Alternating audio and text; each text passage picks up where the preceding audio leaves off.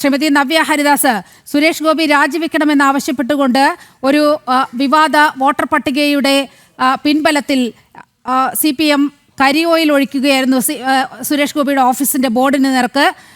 വളരെ കൃത്യമായ പ്രതിഷേധം BJP CPMന്റെ ഓഫീസിലേക്ക് നടത്തി. അവിടെ വെച്ചാണ് അതിക്രൂരമായ നരനായാട്ട് BJP പ്രവർത്തകർക്ക് നേരെ ഉണ്ടായിരിക്കുന്നത്. BJP ജില്ലാ അധ്യക്ഷന്റെ തലയടിച്ചു പൊട്ടിക്കുന്ന അവസ്ഥയിലേക്ക് പിണറായി പോലീസ് എത്തിയിരിക്കുകയാണ്. എങ്ങനെയാണ് നവ്യ ഹരിദാസ് ഈ ഘട്ടത്തിൽ പ്രതികരിക്കുന്നത്? ഇതിൽ സുരേഷ് ഗോപി MP യുടെ ഓഫീസിലേക്ക് അതിക്രമങ്ങളുമായിട്ട് മറ്റ് CPMന്റെ പാർട്ടിക്കാർ ഇറങ്ങിയിരുന്ന സമയത്ത് വളരെ നിഷ്ക്രിയരായിട്ട് നിന്നിരുന്ന പോലീസ് ഉദ്യോഗസ്ഥരാണ്. BJPയുടെ ഒരു പ്രകടനം വന്ന സമയത്ത് ഇത്ര നിഷ്ഠൂരമായിട്ടുള്ള കുറ്റകൃത്യങ്ങൾ ചെയ്യാന്ന് പറയുമ്പോൾ BJPയുടെ വളർച്ചയെ എത്രത്തോളം CPMന്റെ ഗുണ്ടകൾ ഭയക്കുന്നുണ്ട് എന്നുള്ളതിന്റെ നേർക്കാഴ്ച തന്നെയാണ്. ഇത്തരം ഒരു ജനാധിപത്യ പ്രക്രിയയിലൂടെ വോട്ട് അഭ്യർത്ഥിച്ചുകൊണ്ട് ജനങ്ങളുടെ വിധി എടുത്തു വാങ്ങിയിട്ടുള്ള ശ്രീ സുരേഷ് ഗോപി MP അസഹിഷ്ണുതയും അതേ വശം തന്നെ നമ്മൾ നോക്കുമ്പോൾ BJP എന്ന പാർട്ടി വളരുന്നതിലുള്ള ഭയമാണ്.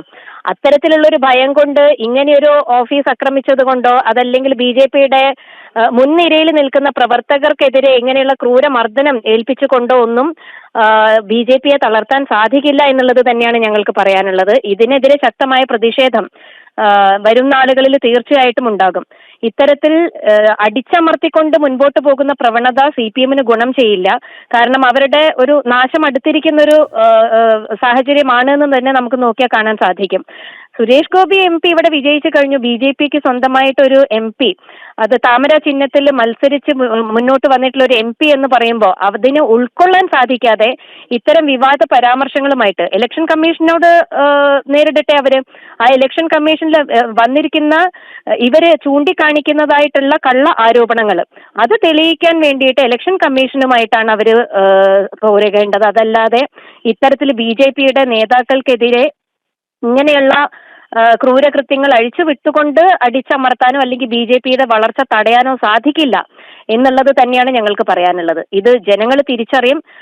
BJPക്ക് വരുന്ന തദ്ദേശ സ്വയംഭരണ സ്ഥാപനങ്ങൾ തിരഞ്ഞെടുപ്പിൽ നല്ലൊരു വിജയ ശതമാനം ഉണ്ടാകുമെന്ന് മനസ്സിലാക്കിക്കൊണ്ട് അതിനെ തടയിടാൻ വേണ്ടിയിട്ടുള്ള ഒരു മായവും മന്ത്രവുമാണ് അവർ നടത്തുന്നത്. ഇത് ജനങ്ങൾ തിരിച്ചറിയും. തീർച്ചയായിട്ടും ഇതിനെതിരെ ജനരോഷം ഉയരുക തന്നെ ചെയ്യും.